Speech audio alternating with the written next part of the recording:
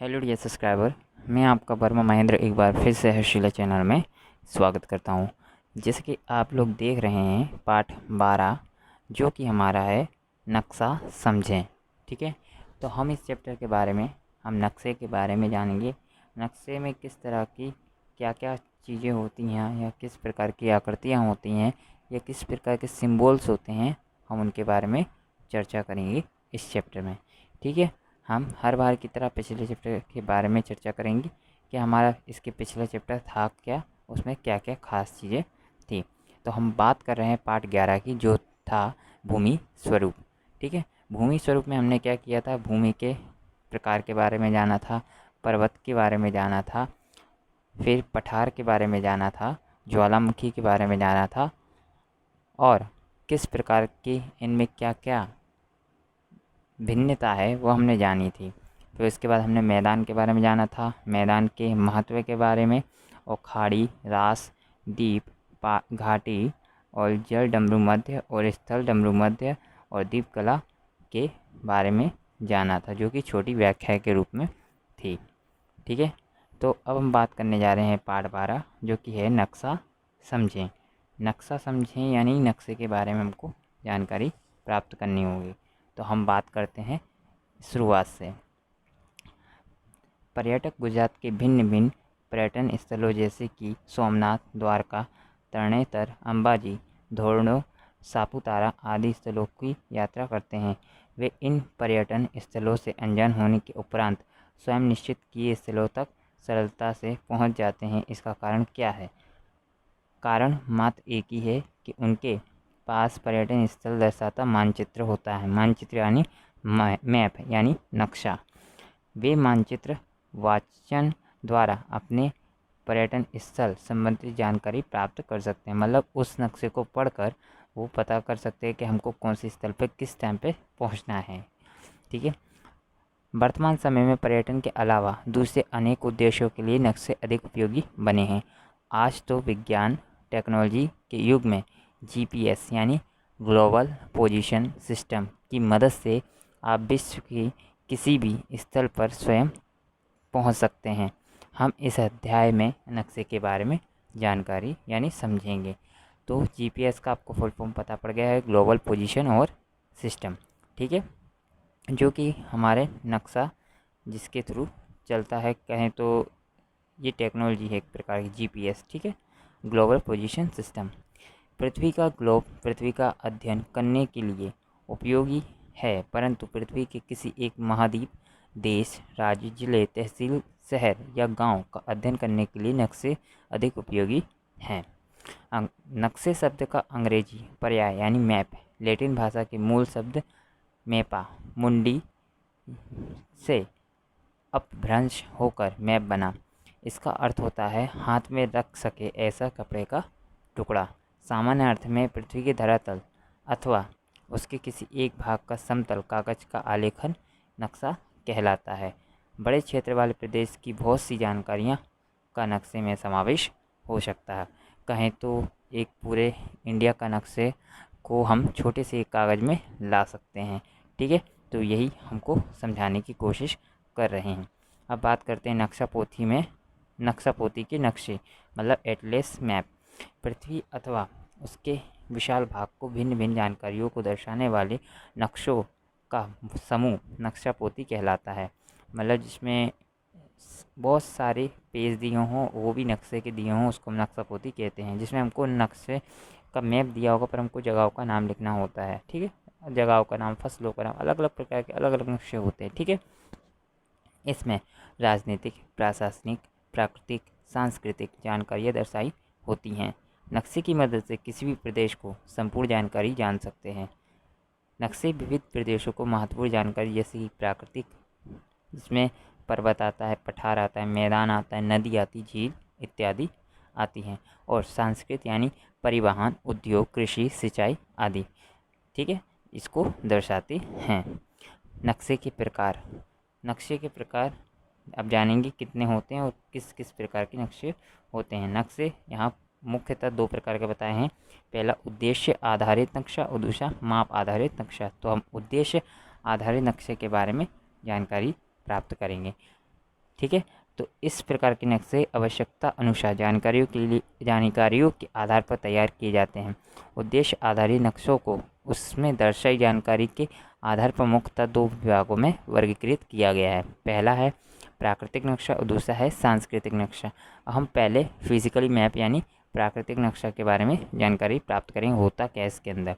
तो प्राकृतिक द्वारा निर्माण या विवरण का आलेखन करने वाले नक्शे को हम प्राकृतिक नक्शा कहते हैं। कहें तो प्रकृति के थ्रू तैयार किया गया है, जिसको हम प्राकृतिक नक्शा कहते हैं। पुराने आपने मैप देखे होंगे, काफ़ी टाइम पुराने, सालों वर्षों पुराने, ठीक है। प्राकृतिक नक्शे में पृथ्वी के प्राकृतिक भूमि स्वरूप जैसे पर्वत, पठार, मैदान, नदियाँ, महासागर आदि दर्शाए जाते हैं। वन्य प्राणी, वनस्पति, जंगल, खनिज आदि विवरण दर्शाते नक्शे प्राकृतिक नक्शों के एक भाग हैं, ठीक है। जो कि आप लोगों को लगभग समझ में आ चुका होगा नक्शा है क्या और नक्शे कितने प्रकार के हैं। नक्शा मुख्यतः कितने प्रकार के हैं? 2 प्रकार के, जो कि उद्देश्य आधारित नक्शा और माप आधारित नक्शा। जिसमें पहला है उद्देश्य आधारित नक्शे में पहला हमने पढ़ा प्राकृतिक नक्शा। अब बात करते हैं भूपृष्ठ का नक्शा। इस नक्शे में पर्वत, पठार, मैदान, जल परिवाह आदि दर्शाए जाते हैं। मतलब कहें तो इसमें पहाड़ी इलाके दर्शाए जाते हैं, ठीक है। अब बात करते हैं दूसरा जलवायु यानी मौसम का नक्शा। स्थल या प्रदेश की जलवायु, मौसम के तत्व, तापमान, वर्षा, पवन आदि की जानकारी दर्शाते हैं। कहें तो ये जो रेन मैप है, जिसको हम जो कि हमारी जलवायु दर्शाता है, ठीक है। अब उसके बाद करते तीसरा खगोलीय नक्शा। ग्रह, उपग्रह, आकाशगंगा, नक्षत्रों आदि अवकाशी पदार्थों की जानकारी देने वाले नक्शे को हम खगोलीय नक्शा कहते हैं, ठीक है। खगोलीय नक्शा मतलब जो हमारे ग्रह को दर्शाता है और उपग्रह को दर्शाता है, जैसे कि सूर्य, चंद्रमा, शनि, ये सब हमारे ग्रह हैं, उसी प्रकार ये दर्शाते हैं, ठीक है। अब हम बात करते हैं सांस्कृतिक नक्शा। सांस्कृतिक नक्शा में होता क्या है? मानव सर्जित सूचनाओं का आलेखन करने वाले नक्शे को सांस्कृतिक नक्शा कहते हैं। मतलब मानव के द्वारा निर्मित किए गए नक्शे को हम क्या कहते हैं? सांस्कृतिक नक्शा। इस नक्शे में मनुष्य की विविध प्रवृत्तियों का निर्देश होता है। राज्य का नक्शा, कृषि, जनसंख्या, परिवहन के नक्शे सांस्कृतिक नक्शे के उदाहरण होते हैं, जो कि आप लोगों को समझ में आ चुका है। अब इसी में 3 प्रकार हैं, वो हम जानेंगे। पहला है राजनीतिक नक्शा। राजनीतिक में क्या होता है? महाद्वीप, देश, स्थानीय प्रशासन तंत्र तथा उनकी सीमा की जानकारी देने वाले नक्शे यानी राजनीतिक नक्शा, ठीक है। फिर उसके बाद औद्योगिक नक्शा यानी औद्योगिक क्षेत्र, उद्योगों का चरणबद्ध इतिहास, उत्पादन आदि की जानकारी औद्योगिक नक्शों में दी जाती है, जो कि हमें उद्योग दर्शाता है कि किस प्रकार का क्या उद्योग इतना मात्रा में इतना हुआ है, वो दर्शाता है। अब बात करते हैं तीसरा ऐतिहासिक नक्शा। प्रादेशिक या राष्ट्रीय प्रशासन तंत्र का नक्शा दर्शाने वाले नक्शे को ऐतिहासिक नक्शा कहते हैं। मतलब इतिहास जो हमारा दर्शाता है, प्रादेशिक और राष्ट्रीय प्रशासन तंत्र का जो इतिहास दर्शाता है, उसको हम क्या कहते हैं? ऐतिहासिक नक्शा कहते हैं। अब उसी में बात करते हैं दूसरा, जो कि है माप के आधार पर नक्शे के प्रकार। मतलब किस प्रकार का हमको पैरामीटर या उसका पैमाना लेना चाहिए। तो सामान्य रूप से एक नक्शे का पैमाना 1 सेंटीमीटर अनुपाते 50 किलोमीटर से कम हो तो उसे बड़े माप के नक्शे कहते हैं। अगर 1 सेंटीमीटर बराबर में 50 किलोमीटर हो तो उसे हम बड़े माप के नक्शे कहते हैं। यहाँ नक्शे में 1 सेंटीमीटर बराबर 50 किलोमीटर पृथ्वी पर वास्तविक अंतर दर्शाता है। बड़े माप के नक्शे में अधिक जानकारी दर्शाई जा सकती है, जैसे कि तहसील, शहर या गांव के बड़े मैप के नक्शे के उदाहरण। छोटे मैप के नक्शे पृथ्वी के धरातल का विशाल भाग दर्शाया जाता है, जैसे कि विभिन्न महाद्वीप या देश के नक्शों को छोटे माप के नक्शे कहते हैं। विश्व का नक्शा, देश का नक्शा, नक्शा पोती के नक्शे। छोटे माप के नक्शे के 4 प्रकार, जो कि पहला है एटलस, दूसरा है कैडेस्ट्रल, तीसरा है स्थल वर्णन और चौथा है दीवार नक्शे, ठीक है। ये होते हैं 4 प्रकार के छोटे नक्शे। अब बात करते हैं यहाँ पे नीचे दी गई सारणी में आप आपके विद्यालय में उपस्थित नक्शों की सूची तैयार कीजिए। जानकारी दी गई है उसे लिखें, मतलब आपको जानकारी यहाँ पे लिखनी है। नक्शे का नाम लिखना है, नक्शा किस प्रकार का है, स्कूल का है या कहें तो ग्राउंड का है, किस ग्राउंड का है, उसमें क्या क्या चीज़ें पाई गई हैं। तो आपको वहाँ पे 5 चीज़ें करनी होगी और जानकारी आपको देनी होगी, मतलब उसके अंदर क्या क्या है। तो आप खुद ट्राई कर सकते हैं, ठीक है। अब बात करते हैं नेक्स्ट पेज, जो कि आपको मैप दिख रहा होगा, जो कि मैप है एक गुजरात का और एक भारत का। भारत के अंदर आपको सारे शहरों के नाम मिल जाएंगे, जैसे हमारा हुआ महाराष्ट्र, मध्य प्रदेश, राजस्थान, हरियाणा, झारखंड, छत्तीसगढ़ आदि राज्यों के नाम दर्शाए गए हैं। वहीं हम गुजरात की बात करते हैं 12.1 के अंदर, जिसमें गुजरात के सारे राज्य बताए गए हैं, जैसे कच्छ, देवभूमि, द्वारका, जामनगर, जूनागढ़, अमरेली, राजकोट, सुरेंद्रनगर आदि राज्यों के नाम, मतलब आदि राज्यों के नाम, मतलब छोटे छोटे जिलाओं के नाम बताए गए हैं, ठीक है। अब बात करते हैं आगे, जैसे कि आपको यहाँ पे भी दिख रहा होगा, ये भी हमारे पास एक नक्शा है जो कि भारत का है, पर ये किस हिसाब से है हम ये देखेंगे। आपको दिख रहा है भूपृष्ठ की दृष्टि से जो 1200 से अधिक है उसमें ग्रे कलर किया गया है, और 600 1200 के बीच जो आता है उसमें थोड़ा हल्का येलो कलर किया गया है। फिर उसके बाद 300 से 600 के बीच थोड़ा हल्का ग्रे किया गया है। फिर उसके बाद ग्रीन में जीरो से लेकर 300 तक किया गया है। फिर उसके बाद जिसमें सिर्फ लाइन की है वो भी ग्रे कलर की, उसमें आपको पर्वत श्रेणी माननी होगी कि यहाँ पे पर्वत श्रेणी होती है। अब बात करते हैं दुनिया के नक्शे का। दुनिया के नक्शे में आपको दिख रहा होगा कि यहाँ पे अंटार्कटिका दिया है सबसे नीचे, उसके ऊपर ऑस्ट्रेलिया, उसके जस्ट बाजू में अफ्रीका, उसके जस्ट बाजू में दक्षिण अमेरिका, उसके जस्ट बाजू में उत्तरी अमेरिका, और उसके जस्ट बाजू में यूरोप, और उसके जस्ट बाजू में एशिया, जो कि एशिया हमारे मतलब कहें तो एशिया के अंदर भारत है, ठीक है। अब बात करते हैं आगे, इतना जाने भारत में नक्शे बनाने वाली 3 मुख्य संस्थाएं हैं। एक तो है NATMO, जिसका पूरा नाम है National Atlas Thematic Map Organisation. यह संस्था कोलकाता में स्थित है। यह वितरण दर्शाते नक्शों का निर्माण करती है, मतलब ये डेटा के अनुसार नक्शा तैयार करती है। फिर है एक NRSA, national remote sensing agency. यह संस्था हैदराबाद में स्थित है। यह इसरो द्वारा अवकाश प्रस्थापित उपग्रह द्वारा लिए गए फ़ोटो के आधार पर नक्शा तैयार करती है, मतलब ये फ़ोटो के आधार पर करती है और वो डेटा के आधार पर करती है। सर्वे ऑफ इंडिया, यह देहरादून में स्थित है। यह संस्था निर्माण और उसके उपयोग के लिए मंजूरी देती है। हमारी पाठ्यपुस्तक इस संस्था द्वारा प्रमाणित की गई, मतलब जो सर्फ ऑफ इंडिया है ये हमारी बुक इसी बेस पे छापी गई है, ठीक है, जो इस चैप्टर को है। अब नक्शे के अंग के बारे में जानेंगे। नक्शे के अंग मुख्य 3 हैं। इनके 3 अंग हैं, दिशा, पैमाना और रूढ़ संज्ञा। दिशा अंग और आप रूढ़ संज्ञा तो आप जानते ही हैं। अब बात करते हैं डायरेक्शन यानी दिशा। दिशा वैसे तो होती है हमारी 4 प्रकार की, पर 4 एक्स्ट्रा और दिशाएं होती हैं, जो कि उत्तर और पश्चिम के बीच होती है वायव्य, और पश्चिम से दक्षिण के बीच होती है नैऋत्य, और पूर्व से दक्षिण के बीच होती है आग्नेय, और उत्तर से पूर्व के बीच होती है ईशान, ठीक है। इस प्रकार की दिशाएं होती हैं। अब बात करते हैं सामान्य रूप से जब आप नक्शे का अवलोकन करते हैं तब वहाँ चिन्ह ऐसा डिनोट किया दिखाई देता है। यह 3 तीर का निशान उत्तरी दिशा का संकेत दर्शाता है। जब आपको उत्तर दिशा का ज्ञान होता है तब दूसरी दिशाएं भी निश्चित कर सकते हैं। जब आप उगते सूर्य के सामने मुख करके खड़े रहते हैं, आपका बायां हाथ उत्तर दिशा की ओर और दायां हाथ दक्षिण दिशा की ओर होता है। आप उगते सूर्य के सामने खड़े हों, आपके सामने की तरफ पूर्व दिशा और पीठ की तरफ पश्चिम दिशा होगी, मतलब ये टेम्पररी एक चीज़ बताइए कि आप किस पोजीशन में खड़े हो उसके हिसाब से, ठीक है। अगर आप समझ लो कि आप सीधे खड़े हो गए तो उसके हिसाब से इन्होंने आपकी दिशाएं बता दी कि किस प्रकार की उनके सामने कौन सी दिशाएं होंगी। अब बात करते हैं उपयोग आकृति 12.5 में। जैसे कि दिशा कोण हमने सारी चर्चा कर ली है। 4 मुख्य दिशाएं होती हैं, जबकि अन्य 4 कोण मध्यवर्ती दिशाएं होती हैं।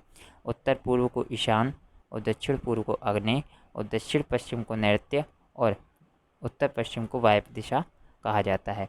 दिशाओं और कोण यानी मध्यवर्ती दिशाओं की सहायता से सहायता से नक्शे में कोई भी स्थान खोज सकते हैं, मतलब कोई भी स्थान इजी तरीके से हम निकाल सकते हैं। अब बात करते हैं आगे, जो कि यहाँ पे एक आपको प्रश्नोत्तरी दी है जिसमें बताया है मंदिर की आपको दिशा निकालनी है, और पोस्ट ऑफिस कुएं की दिशा निकालनी है, और तालाब से पानी की टंकी की दिशा निकालनी है, और खेत से पोस्ट ऑफिस की दिशा निकालनी, जो कि इस प्रकार से होगी। अब बात करते हैं आगे। अगर आपको समझ में नहीं आता है तो मैं आपको पूरी कोशिश करूँगा कि कमेंट सेक्शन में आपको कमेंट करना होगा, जिससे मैं आपको आंसर देने की पूरी कोशिश करूँगा। अब बात करते हैं कुतुबनुमा। कुतुबनुमा असल में है क्या, जो कि एक कंपास है जिसमें हम दिशा जान सकते हैं। ठीक है, चुंबक के गुणधर्म के आधार पर विकसित किया गया साधन कुतुबनुमा कहलाता है। कुतुबनुमा के कांच के बॉक्स के अंदर ढकी एक चुंबकीय सुई धुरी पर रखी होती है, जो मुक्त रूप से घूमती है। सुई के ऊपर एन और एस दर्शाया है। कुतुबनुमा का उपयोग वाहन, स्टीमर, सबमरीन विमान आदि में दिशा दर्शाने के लिए, मतलब निर्धारण करने के लिए होता है। एन यानी नॉर्थ और एस यानी साउथ।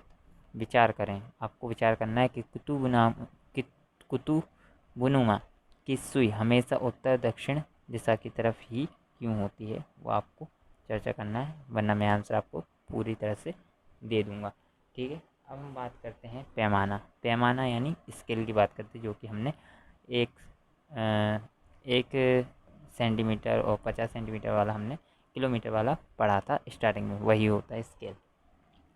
पृथ्वी पर कोई भी दो स्थानों के बीच का अंतर उन दोनों स्थलों का नक्शे पर अंतर के अनुपात को पैमाना कहते हैं। पैमाना 1 सेंटीमीटर और अनुपात 100 किलोमीटर हो, अर्थात नक्शे में दर्शाए 1 सेंटीमीटर का वास्तविक पृथ्वी पर का अंतर 100 किलोमीटर होगा। अंतर दूरी या फुट पट्टी की सहायता से जान सकते हैं। मतलब कहने का मतलब ये है, अगर 1 सेंटीमीटर जेम 100 किलोमीटर हो तो असल ज़िंदगी में उसका क्या होगा, 100 किलोमीटर होगा 1 सेंटीमीटर का सिर्फ। अब बात करते हैं रूढ़ संज्ञा यानी संकेत, कन्वेंशनल साइंस। विद्यार्थी मित्रों, आप घर से विद्यालय आते हैं तब आपने कई विशिष्ट चिन्हों या प्रतीकों का अवलोकन किया होगा। नीचे दिए गए कोष्ठक में आपके द्वारा रखे गए चिन्ह बनाइए और उनके कक्षा में चर्चा कीजिए। ठीक है, अब यहाँ पे आपको प्लस का निशान दिया है, ये तो हॉस्पिटल का है, और यहाँ पे आपको पेट्रोल पंप का दिया है, और ये आपको सायरन न बजाने का दिया है। अब देखते हैं यहाँ पे नक्शे में विभिन्न, जैसे कि आप लोगों को दिख रहा होगा, ये आपको 3 सिंबल दिए हैं। एक है हमारा हॉस्पिटल का, और दूसरा है हमारा पेट्रोल पंप का, और तीसरा है जो कि विदाउट सायरन, मतलब सायरन ना बजाने का सिंबल दिया है। अब बात करते हैं आगे। नक्शे में विभिन्न प्राकृतिक या सांस्कृतिक जानकारी दर्शाने के लिए कुछ विशिष्ट चिन्हों का उपयोग होता है, उन्हें हम रूढ़ संख्या कहते हैं, जैसे कि आपको नीचे भी दिख रहे होंगे। नक्शे में रूढ़ संख्या दर्शाने के लिए निश्चित अक्षर, छाया प्रकाश, रंगों, चित्रों और रेखाओं का उपयोग होता है। रूढ़ संख्याओं की सहायता से प्राकृतिक और सांस्कृतिक जानकारी सरलता से दर्शाई जा सकती है। नक्शे की रूढ़ संख्याओं की भाषा चिन्ह सरल और सर्वमान्य भाषा है। इन चिन्हों के संदर्भ में अंतर्राष्ट्रीय समझौता होने से नक्शे में रूढ़ संख्याओं का उपयोग होता है। जैसे नीचे दी गई रूढ़ संख्याओं का अवलोकन करें तथा अपने शिक्षक की मदद से समझें। जैसे देखिए, आपको रूढ़ संख्या पर्वत किस प्रकार से दिखता है, टेकरी आपको किस प्रकार से दिखती है, शिखर आपको ट्रायंगल में दिखता है, घाट आपको आधा हाफ में दिखता है, नदी आपको दिखती है इस प्रकार से। नदियों का संगम कैसा आपको दिखता है, नदियों पर बांध आपको खाली एक कहें तो एक लाइन ड्रॉ करनी है, उसमें से 2 आपको कोने निकाल देने और एक में कट कर देना है, तो आपका क्या हो जाएगा, बांध।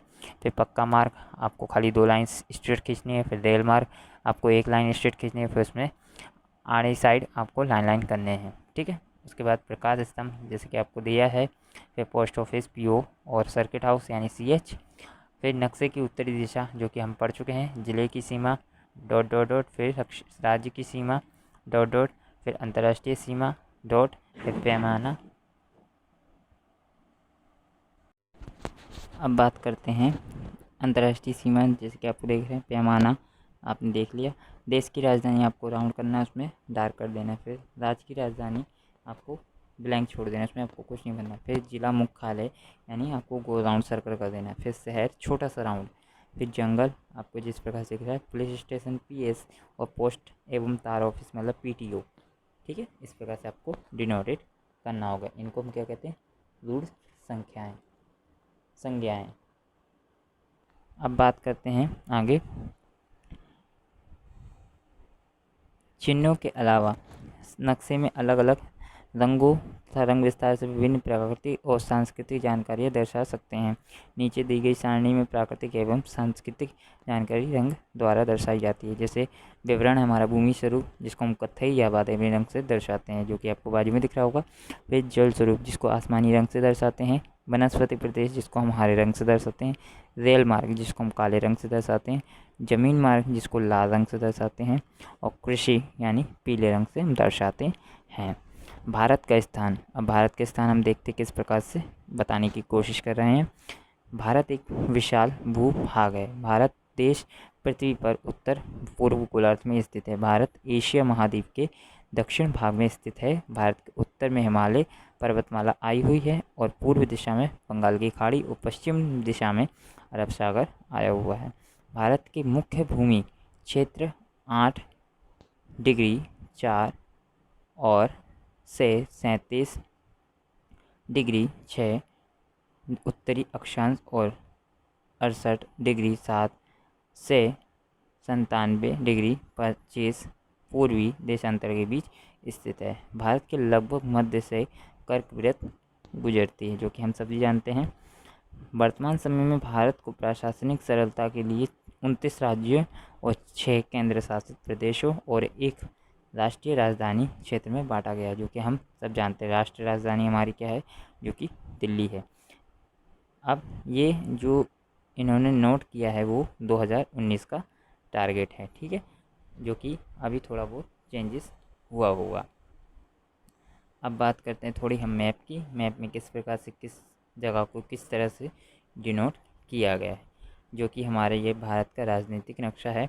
तो हम यहाँ पे देख रहे हैं कि हमारे आजू बाजू में सारे राज्यों के नाम लिखे हुए हैं, और कुछ देशों के नाम भी हैं, और कुछ खाड़ी भी है। फिर बड़े बड़े शहरों के नाम भी दिए हैं, ठीक है। तो आप देख रहे हो कि जो आपका छोटा सा डॉट डॉट है वो आपका अंतर्राष्ट्रीय सीमा रेखा है। फिर एक उससे भी छोटा डॉट है जिसको हम राज्य सीमा रेखा कहते हैं, और जो ब्लैक आपको स्क्वायर की साइज़ में दिख रहा होगा वो देश की राजधानी है, और आपको एक सर्कल के रूप में दिख रहा होगा वो राज्य की राजधानी है। जैसे कि हम कहें तो भोपाल, गांधीनगर, झारखंड, पटना आदि, ऐसे ये हमारे क्या हैं, राज्य की राजधानी है, ठीक है। अब बात करते हैं हम जो कि हमारा स्क्वायर है, उसमें हमारी सबसे पहले दिल्ली आती थी, क्योंकि देश की राजधानी हमारे पास सिर्फ एक ही है, तो वो दिल्ली आएगी, ठीक है।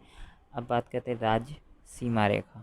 राज्य सीमा रेखा आपको दिख रही होगी, जो कि गांधीनगर से होते हुए भोपाल से होकर बंगाल तक वो जा रही है, वो हमारी राज्य सीमा रेखा, अंतर्राष्ट्रीय सीमा, जो कि हमको इसी प्रकार से दिखी जा रही है, ठीक है। इसी के साथ हमारा चैप्टर होता है ख़त्म। और आपको वीडियो कैसा लगा प्लीज़ कमेंट सेक्शन में ज़रूर कमेंट करके बताएं, और अच्छा लगा हो तो प्लीज़ लाइक और शेयर कीजिए। अब मैं आपके पास लाने जा रहा हूँ एक क्वेश्चन, जो कि आपको कमेंट सेक्शन में कमेंट करके बताना है उसका करेक्ट आंसर क्या होगा, जो कि मैं आपको सिर्फ क्वेश्चन दूंगा, ना ही आपको मैं एक भी ऑप्शन देने वाला हूँ, ठीक है। तो क्वेश्चन आपका कुछ इस तरह से रहेगा।